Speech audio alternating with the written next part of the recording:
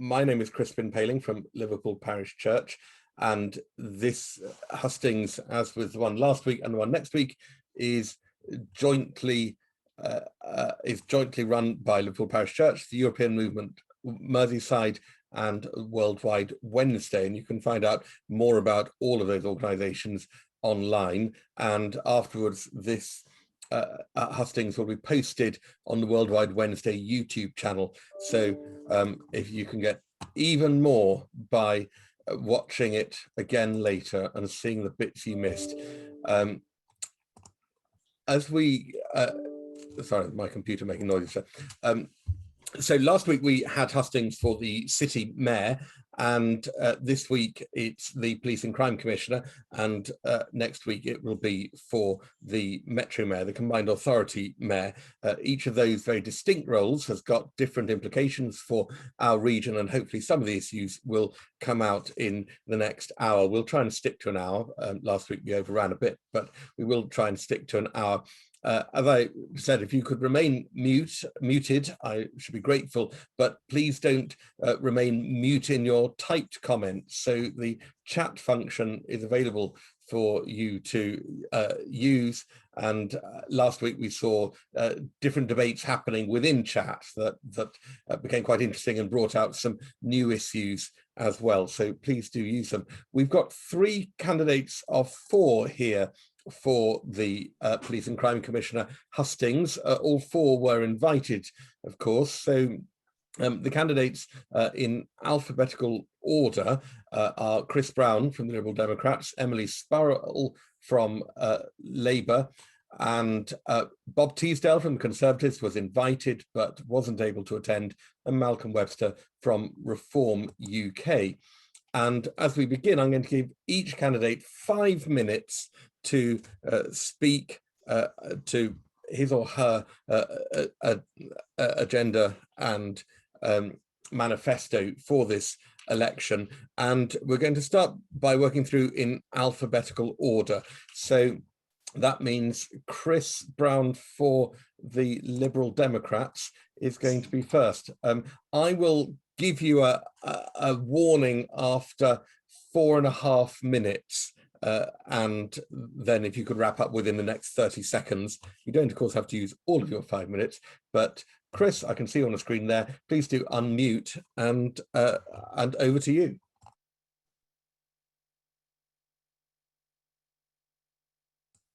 You're having difficulty unmuting now. Because he's not a co-host, you'll have to unmute him, Crispin. Okay. Yep, I think that's worked now. You can hear me, it's all good. Excellent. Well, thank you, Crispin, and thank you to the European Movement and Worldwide Wednesday for inviting me along this evening. I'm standing in this election with one very clear position if I'm elected, and that's to abolish the role of Police and Crime Commissioner. If I went outside from here where I am now and spoke to most people and asked them to identify with their police commissioner, or asked them what the police commissioner does, the vast majority probably won't be able to tell you. Now, I don't blame the incumbent for that. We've got a role here that's failed to capture people's interests, and that's reflective in the shockingly low turnouts in PCC elections. And I suspect, sadly, that will be the same again this time round. But by getting rid of the role, we could save over £800,000 a year. Now, don't take my word for that. That's what our current Metro Mayor, Steve Rotherham, said in 2019 when he told the Liverpool Echo, scrap the police commissioner and give me the role instead. But don't take Steve Rotherham's word for it. Ollie Martins, the former Labour Police and Crime Commissioner for Bedfordshire, who sought the Labour nomination against Emily, said exactly the same thing. But don't take a former PCC's word for it. That's also the view of the Home Office, who in a recent review into the effectiveness of police and crime commissioners suggested that where there is a Metro Mayor in place, we can merge some of that role together. So very simply, I'm here to cut out the middle person, keep accountability of the Chief Constable by merging parts of the role like Greater Manchester and London, but fundamentally, instead of pumping money into another political office, we need to get back to a position of community policing, bobbies on the beat, visible to local people. And on that, in Merseyside alone, there are over 46,000 unsolved crimes, Of that, 81% of burglary cases and 51% of robberies in Merseyside are closed without a suspect being identified. We've got to get a grip on that. So I want us to focus on getting more community officers, resources and time, focus on preventing and solving crimes, not wasting time, which is what the government wants us to do with hitting centralised Whitehall targets or pointless, suspicionless stop and search. Let's get a return to proper community policing. A final few things I want to say why I'm standing. I want us to get a grip on the scourge of violent crime in our communities. I want us to not simply have the resources to react to incidents when they occur, but to get to the root causes linked to inequalities in health and education. I want us to have a new approach to drugs, and in particular, the use of cannabis. And if I'm elected or not, I will look at bringing together experts, the police, users and others to form a new Merseyside Drugs Commission to look at the economic impact, health impact and social impact of this and how we can do things differently. Finally, I want to say very clearly, and I think this is very prevalent in the light of the incidents in Clapham, I will always stand up for your freedoms. I am a liberal Democrat. I will always stand up for your civil liberties, your human rights. I won't let the Tories take away your right to peaceful protest and political dissent. And I will fight the draconian policing bill all the way that I can, whether I'm in office or not. I will leave it there because 5 minutes is a long time, but I'm looking forward to talking about other issues as we go forward in this debate. Thanks. Thank you very much, Kris. It's always good when I say you don't have to use the full 5 minutes to find someone who doesn't. So thank you very much for that. We're going to move swiftly on though to Emily Spurrell from Labour, and if you'd hopefully you can unmute yourself now, and over to you. Thanks, Crispin. So I'm standing for this because I want to give people back their voice within the criminal justice system. I have spoken to many victims and local communities who have felt dismissed. They have felt ignored. They feel forgotten about because the police have maybe moved on to the next crime. And I think it's really important that victims and communities feel heard within our criminal justice system. We have seen women who don't want to report rape for fear of not being believed. There are neighbourhoods who don't bother reporting ASB anymore because nobody ever turns up. And I've also spoken to families who have been grieving for their loved ones killed by a drunk driver who are still waiting to have their case heard in court because of the backlog. And actually everybody in Merseyside should feel that the justice system is on their side and that they can report these life-changing events. But our current systems continue to let ordinary people down, and I want to challenge that and challenge the police and all agencies to do better for the people that they are supposed to be there to protect. During my time as Deputy Police Commissioner, I championed the needs of victims and sought to get them better served by the police. And I also focused on improving access to those specialist support services to help them recover, which are vital in helping them recover from the trauma of what they've experienced.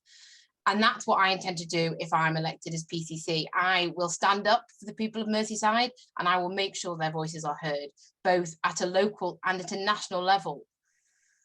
Sadly, this government has proven time and time again that they do not understand the needs of our local communities here on Merseyside. They have cut funding to our police forces, to our local councils, to our youth services, to our public health departments, to our schools, to our prisons, to our courts. The list goes on. And actually these services are absolutely vital in effectively tackling crime and keeping people safe. We've just recently heard from the former Chief Constable of Merseyside that if he had the funds, he would put far more into tackling poverty and inequality, because that is how you actually tackle the root cause of crime. But of course, the government don't get that and they have no interest in helping the people of Merseyside. And that's why I think it's important that we have someone who will make it clear that Merseyside deserves better. So if I'm elected, I have 3 priority areas. The first of which is around visible and accountable policing.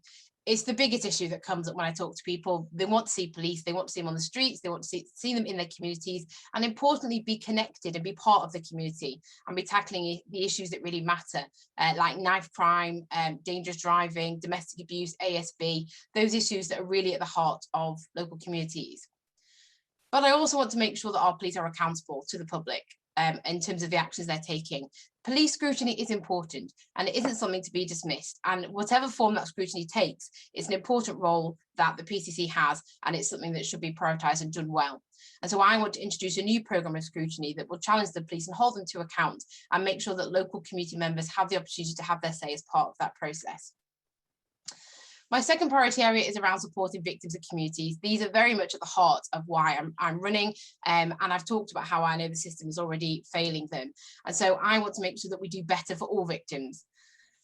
In particular, I want to look at delivering a strategy to tackle violence against women and girls. We have seen recently just how widespread that is and the levels of abuse that women are facing on a daily basis, and we need to be much better at proactively tackling it. I also want to introduce a victims panel to allow them to shape what the criminal justice system should look like, how we can improve and support them as they go through the criminal justice process. And I also want to make sure that we're investing properly in those victim services I mentioned to make sure that victims get the support they need when they need it. And then finally, I want to tackle the whole criminal justice system across Merseyside. We need to take a public health approach. We have to look at the underlying cause of people's offending. Too many people are being unnecessarily criminalised, and we need to be proactive in looking at the wider culture, the wider issues that surround their offending if we're going to put them on a positive path for good. So I believe that I understand the unique challenges that Merseyside face. I've got the knowledge, the experience and the passion to protect and support ordinary people. And so that's why I think I should be your next PCC. Thanks. Thank you very much indeed. Again, excellent timing there. As I said, the Conservative candidate Bob Teasdale is unable to join us this evening, so we'll go to Malcolm Webster from Reform UK. So hopefully you can unmute yourself, and Malcolm, over to you. Thank you, Mr. Pailing, sir. Thank you, and good evening to everybody. Okay, Malcolm Webster. I've lived in Merseyside my entire life. I spent 32 years serving the people of Merseyside as a police officer. I've worked in several areas of Merseyside, including St Helens, Sefton, Liverpool, Walton, and finally at Speke Airport. And I've worked in CID and traffic, or what they call roads policing roles nowadays. Worked in major investigations teams. And this extensive experience has given me knowledge, a really good working knowledge of policing within Merseyside, and also of the communities that we police. Some might say that having a retired police officer as the PCC could have some bias. However, I challenge anyone to find a senior police officer who would want an ex-police officer as the PCC. I know how they work and I know how they think. Personally, I am sick of the political interference in our police. It's been going on for decades, and it's come from the Labour Party, the Conservatives and the Liberal Democrats. And it's a serious case of the tail that's been wagging the dog for decades. Now, I realise that I'm standing for a political party, the Reform Party. We're brand new. But with that comes a certain amount of autonomy. We're allowed to do what needs to be done for our own communities.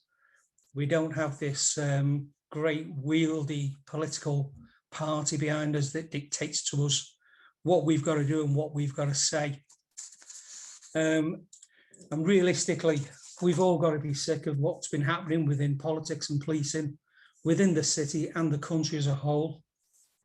They're not doing what the people want, what the electorate wants. After all, the electorate are the people who should be deciding what goes on. And with me as PCC, I can assure you that policing will return to its core values of protecting life and property, and policing with the consent of the public. If you don't have the public on side, you can't police properly. If you don't have the public on side, you don't get the information from the public, you don't have that contact with the public. There's no working relationship with the public, and policing becomes impossible, and you become disconnected from everyone. And then the only information you get about what's happening in the police is what politicians and the media tell you. And I'm afraid what politicians and the media tell you about policing shouldn't be believed. So within Merseyside itself, the neighbourhood policing model, that you had forced on you for the last 20 years doesn't work, and it never has. They've told you that there are more police on the streets. Go outside, I challenge you, go outside and find somebody on the streets now policing. I think you're going to struggle, aren't you? And that's purely and simply because, sorry about that, an alarm went off in the background. It's purely and simply because of political pressure being brought to bear on chief constables and dictating what policies have to be. There has to be a shift really from the reactionary policing that we see, where there's sudden mention of there's a problem, a political problem, a media-driven problem, and suddenly the police will come out and say, yeah, we're putting together a squad for that. There's a specialist team going to be dealing with it. All of these people come from one place, uniform. There's a drain from uniform into these squads, and there's no replacement for them. Don't matter. They can say to you there's 40,000 police officers joining tomorrow. If they all got drained off into squads, you lose your policing on the streets. And that has got to be turned on its head. Police have got to start doing their core role of policing the streets, making contact with the public, and doing what the public wants and what the public pay them to do. What you hear all the time from politicians, they say, I'm going to put more police on the streets. Just I'm going to make 30 it seconds cost to go. Sorry, Just I'm going to 30 be hard on crime. I'm going to support the victims. Never happens. When have you heard anyone say, oh, they've done that? It doesn't happen. I'll guarantee that we'll deliver that for you. Now, the role of police crime commission is extremely important. You can't give it to the mayor. Look at what's happened in Manchester. All those crimes not recorded. Look at what's happening in London. Loads of crime on the rise. That's what happens when you give it to a mayor. It's got to be separate and it's got to be accountable. Thank you very much, Malcolm. Reset this out. So that was our opening statements from the three candidates who are with us. I'm going to move to questions now, and we've asked for these to be submitted in advance. So I've got some and grouped them because they followed some similar themes, but I would just remind you, I'm sure you've already seen that there are some comments coming into the chat. Please do keep that chat going, because even if those comments aren't picked up specifically, they're seen by the candidates, they're seen by everyone else attending, and so it's our way of taking part in the debate. The first question which I'm going to pick up is around the topic of women, which I know has already been addressed by in the opening statements briefly, but we'll hopefully dig down. And questions have come in from Sharon, Barbara, from Cal, and from Helen. And I'm going to read three of the questions, but then I'm going to read the final question, which is the one I'm actually going to put to you. But you might want to bear in mind the other questions that were asked in your answer, or at least you can see where people's concerns were. So one question was, statistically, Merseyside currently has the highest rate of women killed by men in the country per capita. What is your plan to reduce violence against women and girls? What is fundamental to achieve this? Another question is, how will you ensure that violence against women and girls is fully addressed in the oppressive climate of the Police and Crime Sentencing and Criminal Courts Bill, particularly for Black women and girls? And also, how will you ensure that the Home Secretary's new plan for immigration doesn't further harm women seeking asylum in our society? So those are three questions that were asked. But the question I'm going to ask you is this: what measures will you put in place to improve the safety from violence against women and young girls? What measures will you put in place to improve the safety from violence against women and young girls? And I'm going to ask Emily to tackle that one first. I'm going to, each of the questions, I'll take candidates in a different order, so it's fair. So Emily, over to you, and I'm going to give you 2 minutes. Thanks. Yes, thank you for asking those questions. Huge, big issue. I mentioned it in my opening statement because it is something that I am very, very passionate about. It's something that I will absolutely make a priority if I'm elected. We've also recently seen the new Chief Constable say that she's going to make that priority as well, which is great, because we really need that support and that endorsement at the top if we're going to actually tackle this. I have spoken to many women who are just utterly fed up, and just have experienced such levels of abuse that you can't quite believe it. And we're still having to have that argument, that debate about why there's such a big issue. And we've seen really with everything that's happened over the last few months, how important it is that we get this right. I have spoken to a lot of women who still don't trust the police. They don't trust that they can go and report, sexual assault or domestic abuse. They just don't have that trust there. And that's something we've got to tackle. We've got to acknowledge the fact that women don't feel safe when they go to the police yet. And we must get that right. One of the things I have campaigned for a long time is around tackling misogyny and getting misogyny recorded as a hate crime. I believe that misogyny is very much the underlying culture that allows a lot of abuse against women to happen. Those kind of daily incidents that we will see that we have been talking about a lot of that comes from misogyny. So we have to tackle that and actually use that to kind of tackle the culture within the force and within police officers that maybe that isn't getting that across. So if I'm elected, as I said, I will do an ending violence against women and girls strategy, trying to make sure we're bringing everybody together and looking what we could do to prevent it, as well as putting the right support in place when women report abuse, make sure they're getting the right support for that. And then the final thing that I also want to do is around making sure that street harassment is made a crime as well. You know, we've seen how much it's come to the fore the last few months, the daily levels of abuse. And again, it's all connected to that culture of misogyny. And we need to make sure that we're tackling every form of violence against women and girls. And it will absolutely be a priority for me if I'm elected. Thank you very much. Almost dead on 2 minutes. That's excellent.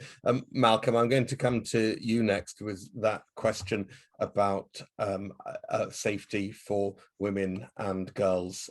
Malcolm, 2 minutes. Yeah, thank you. Okay, this is an incredibly large and complex issue. That might seem like I'm trying to avoid it, but actually, when you look at it, you've got to come at things like this from 3 directions. You used to call them 3 E's, which is education, engineering, and enforcement. Education has got to be the biggest thing on this. We need to start getting out into the community, not just as a police service, but as members of the public. We need to get into the schools, educate people, educate young people about what's happening, not just boys, but girls, into the workplaces. The media can help a great deal with this. And I would happily have somebody from the media working in my office and helping to get out the message about how we can deal with these things. The next we can talk about is that engineering. Well, this will come in the form of support. So we're looking at support groups. How can we aid victims groups to get the message out, to help people, to make people feel safe? And the safety part can also come from the media again, getting it out, the word out there that it is safe to speak to the police. If people aren't reporting things because they're afraid of the police, well, that's a problem in society. And it's a problem that we have to deal with head on. We have to open ourselves up and make sure that people can approach us. The final part, enforcement, well, that speaks for itself. It's the prosecution of offenders, but that is the last resort. And the whole thing has got to revolve realistically around education. We've got to get out there. We've got to start telling people it is safe. We need to work together. And if we can make the streets safe for everyone, and that's everyone in society, including the elderly, the vulnerable, and women, we will ultimately defeat this misogynistic attitude. Thank you very much, Malcolm. And finally on this question, across to Kris. Thanks for that. When we talk about violence against women, the phrase itself is almost a very passive statement, and it doesn't really get to the heart, I think, of or tell us anything about how to solve this problem. The violence doesn't just happen. It's an act predominantly by men who are violent towards women or to other men. Yet they aren't even mentioned in the phrase violence against women. No men mentioned here at all. And when we talk about violence against women, we end up needing to be reactive and responding to violence after it's happened. Now, there are things that we can do here. We can try and make sure that there are better reporting systems in place. We need to make sure that street harassment, as being mentioned, is made a crime. For example, I was very proud as a councillor to on Liverpool City Council to bring a motion that was passed by all parties, making street harassment a crime, and I'd encourage others to help lobby the Home Secretary, and I'm glad to hear that Emily obviously has been doing some work on this as well. So there's some cross-party work on that. We need to make sure that cases are investigated and prosecuted properly, and that women in abusive relationship are supported with exit strategies and safe places to go. But if we're going to really truly tackle the issue, then we need to be proactive and start talking about who are the perpetrators of violence against women. And statistically, most of the time it's violent men. Then we can start to ask, why are they violent? How can we get in earlier? What can we do to actually around the root causes behind this? How can we prevent them from hurting people in the first place? So, we could do that through various things. We've mentioned about education here. We've mentioned about out of school programs, all sorts of things like that. Reducing poverty. Sorry, have I got to end? Have a bit, yeah, but okay. Well, you get my point. At the end of the day, look, I mean, I'm maybe so pretty clear on that point. Thank you very much. Sorry, this is brutal, the clock, isn't it? But yep. Thank you very much indeed. So 3 answers on that question about violence against women and girls. So moving on to the second question, we've had a couple of questions about communities, and from Mary and Diane. I'm going to read one, but then I'm going to read the one which I'm actually going to ask you, just so that you've got the context of what other people are feeling. So the first one is, what are the candidates' plans for smaller manned police stations around Merseyside and the role of community officers? With the centralisation of stations, many outlying communities feel left out. How will they change that perception and cover costs? So that's one question. And the question which I'm actually going to ask you to address, but you can bear in mind the other one, is this. What is the role of policing within communities, and how can communities best work with police? What is the role of policing within communities, and how can communities best work with police?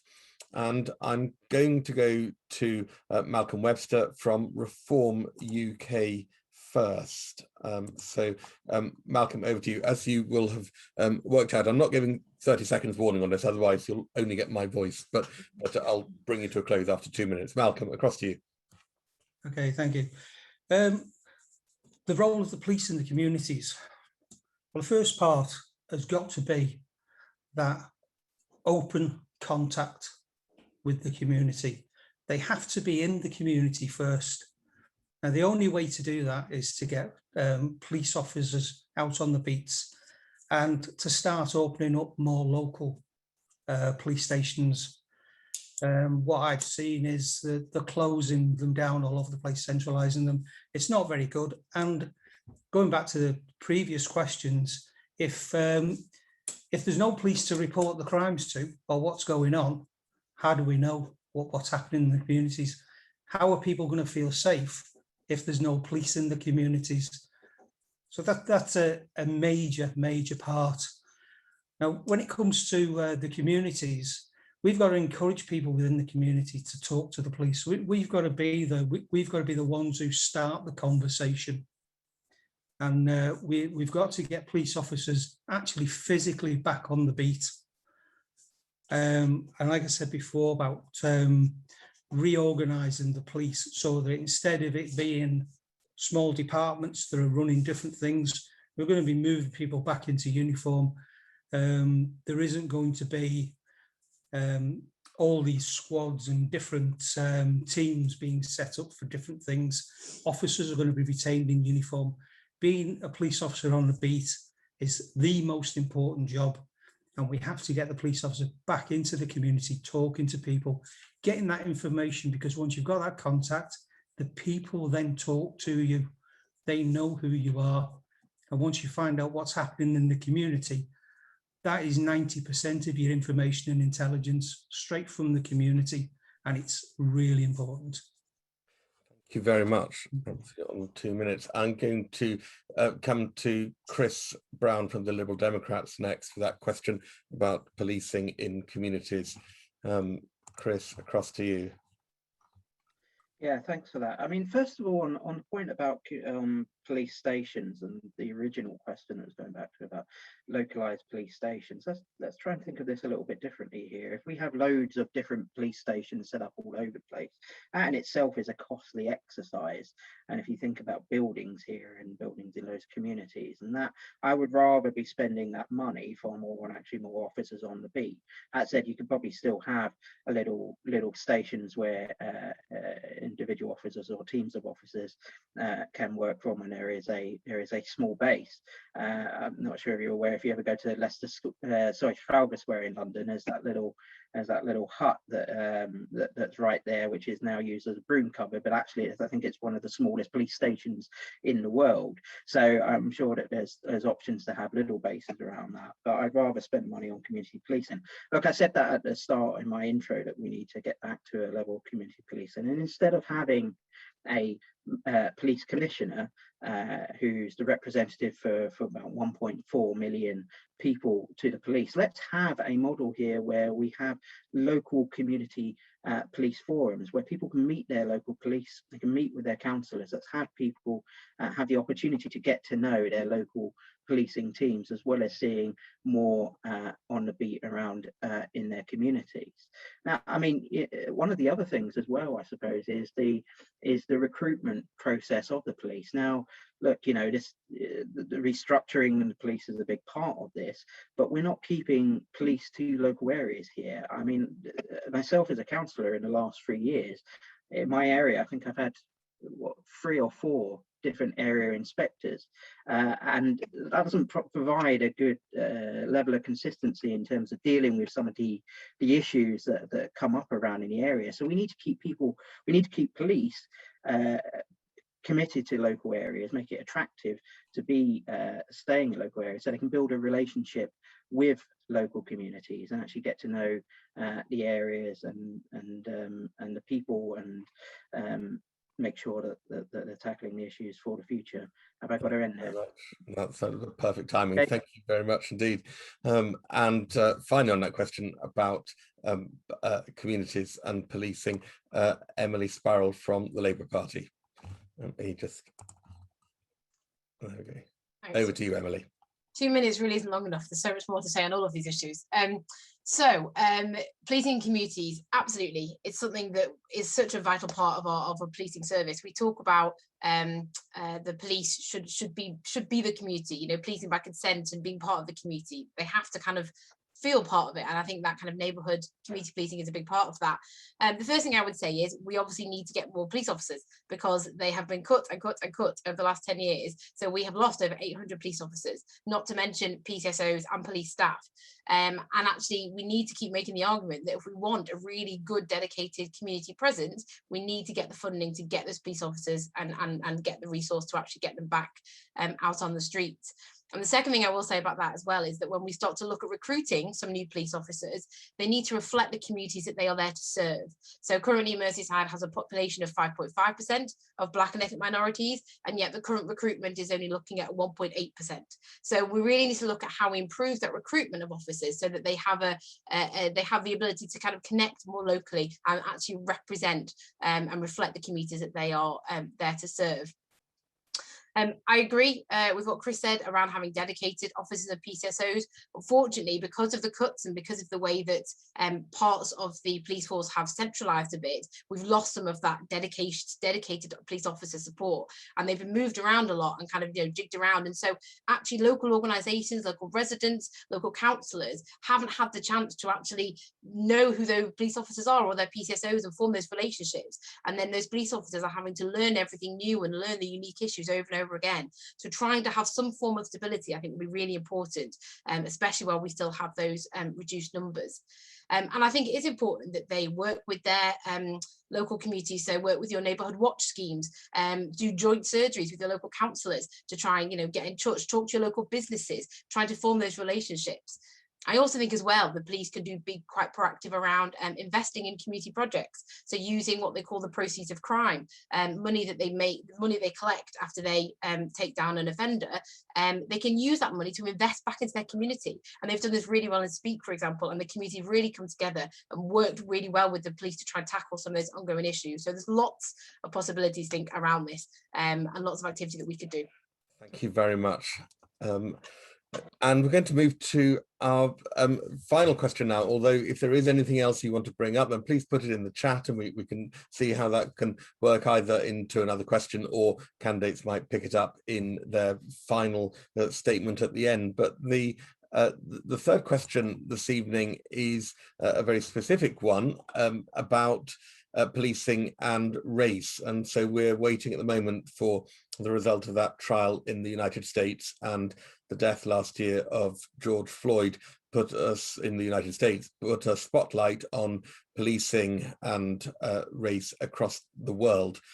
Do candidates think that there should be a different approach to policing within different communities? Do candidates think that there should be a different approach to policing within different communities? And we're going to come, I think we're back round to Kris, starting on that one. So Kris, over to you. And I realise, as Emily said, 2 minutes really doesn't seem anything at all, but over to you, Kris.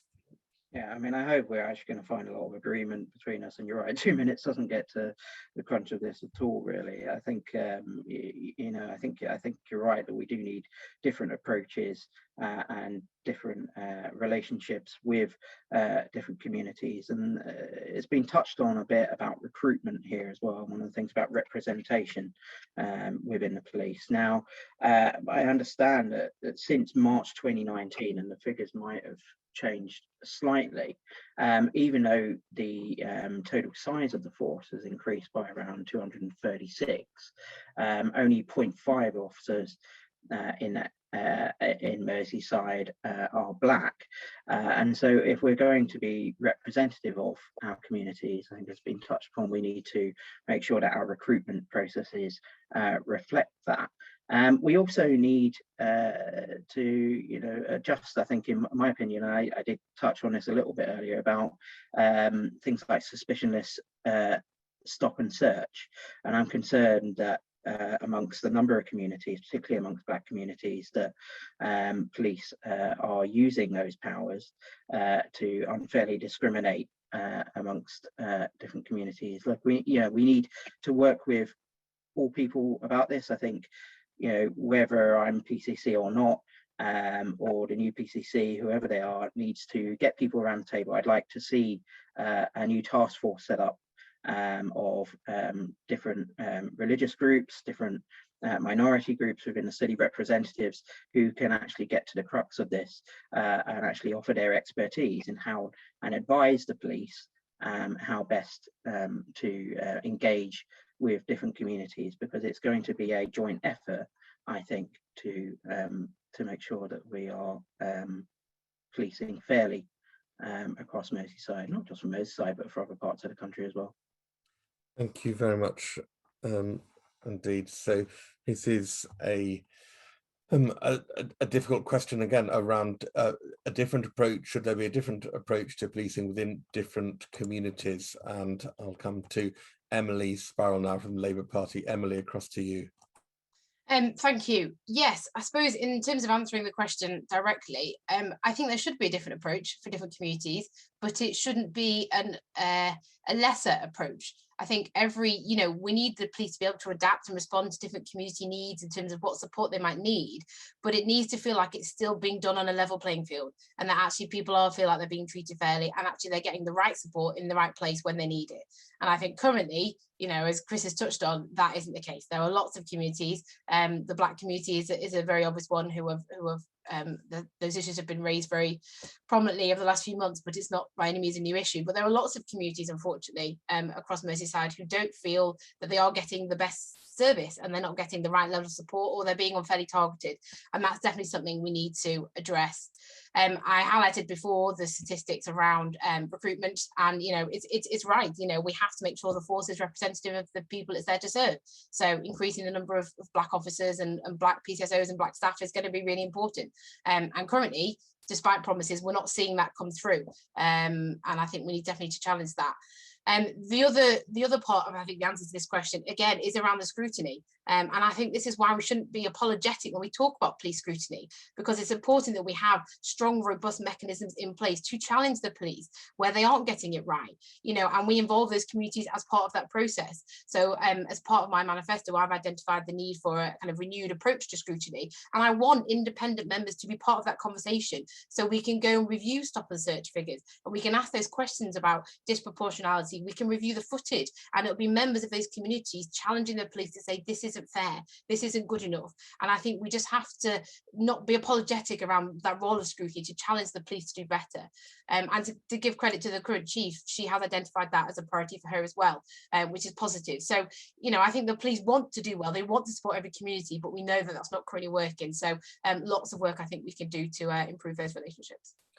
Thank you very much. And finally, the Malcolm Webster from Reform UK on that question of different methods of policing for different communities. Malcolm, over to you.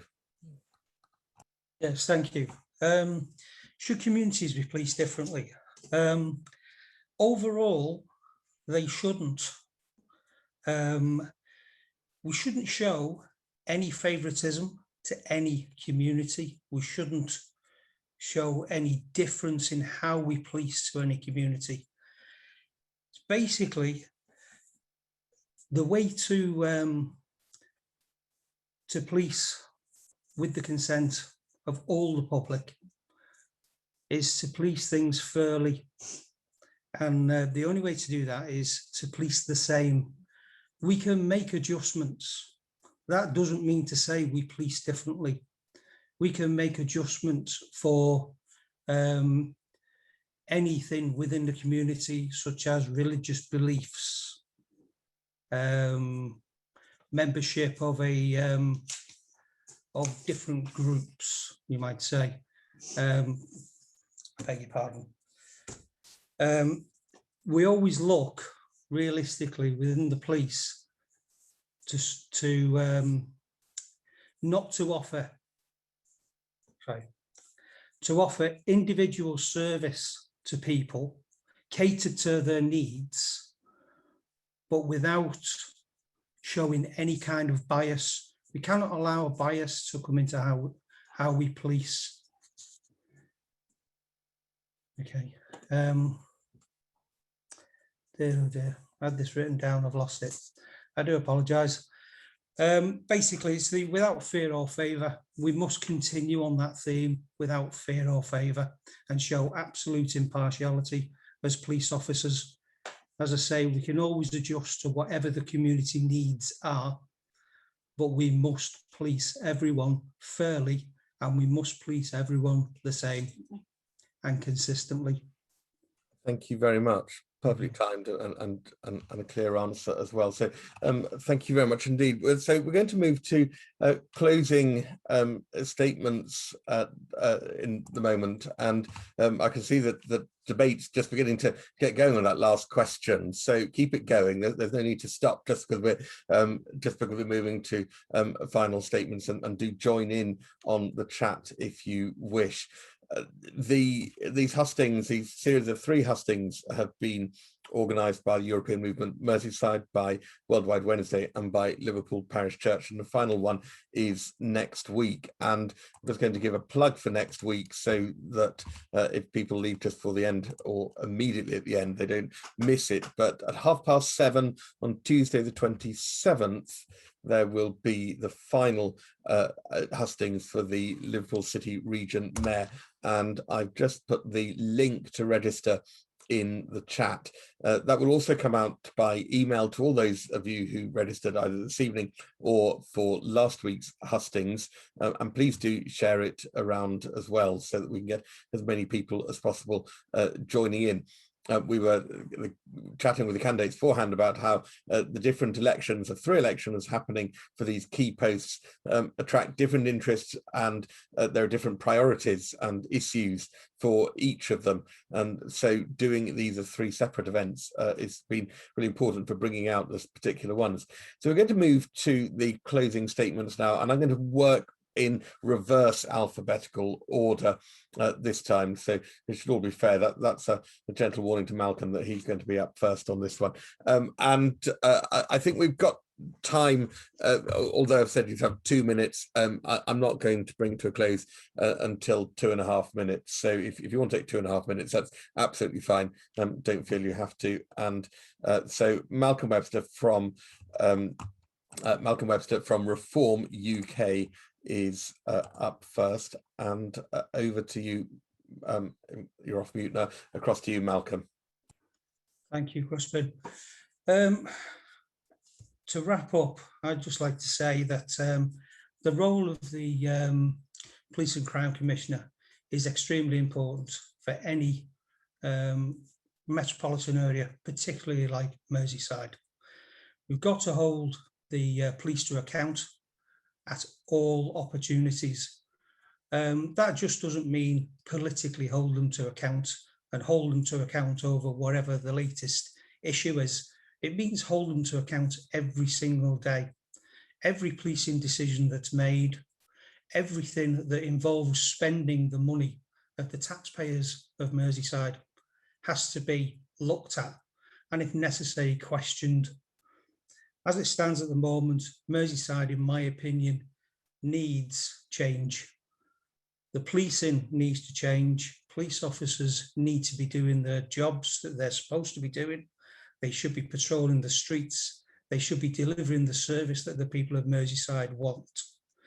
The ex-chief's comments with regards to poverty and everything, albeit very good, excellent comments. But what I want to know is, why didn't he say them before?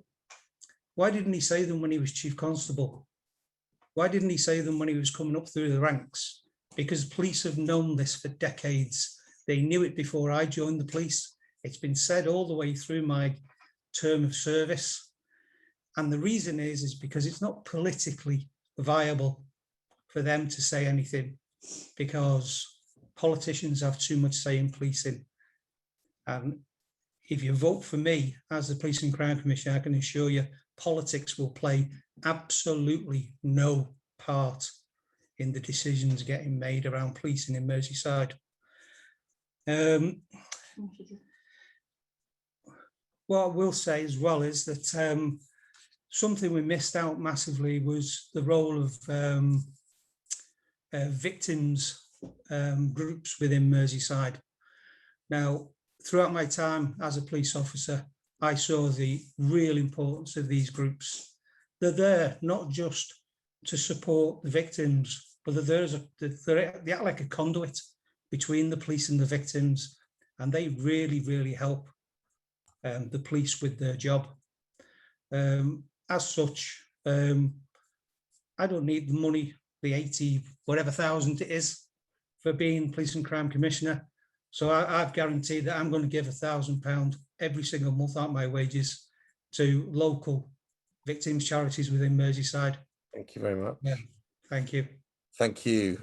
And Emily Spurrell from the Labour Party for your closing remarks. Over to you, Emily. Thanks, Crispin, and thank you to all of you for coming. Crispin highlighted that we were talking about the different levels of interest that people are taking in the different roles, and actually I think the PCC is an important role. There's a lot, we've talked about some really, really important issues, and I think the PCC can have a strong impact on what happens on Merseyside. So it's important that we do take it seriously and we do have a discussion around who that person should be, and it should be somebody who has a vision for what improving policing and the wider justice system on Merseyside and what that should look like.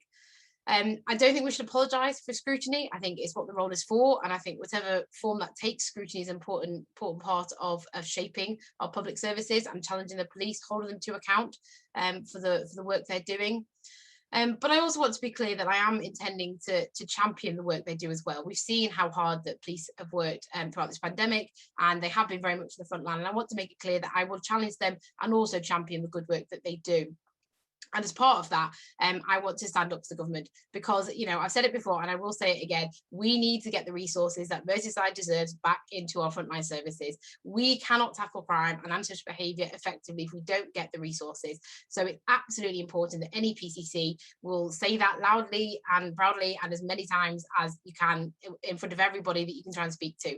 And I think, you know, this is why, you know, chief constables can't say this. They can't be political in the same way that a PCC can, but that's the value, I think, of a PCC, finding a PCC that will stand up and shout when Merseyside's being left to rot, as we've seen in the past. So it is really important. Hopefully you can see I'm very passionate about the role. I'm very passionate about supporting people on Merseyside and looking after our victims and communities who I know are still struggling. I want to work in partnership with all the brilliant organisations that we have out there and actually just really find a way to give everybody a voice and shape the criminal justice system for what it should be in protecting our communities. So please check out my manifesto. I've got lots more ideas and practical ideas. It's emilyformerseyside.com. And if you've got any questions after this, I'm also really happy to chat to you about it as well. So thank you. Thank you very much indeed. And finally, Chris Brown from the Liberal Democrats, your closing statement. Across to you, Chris.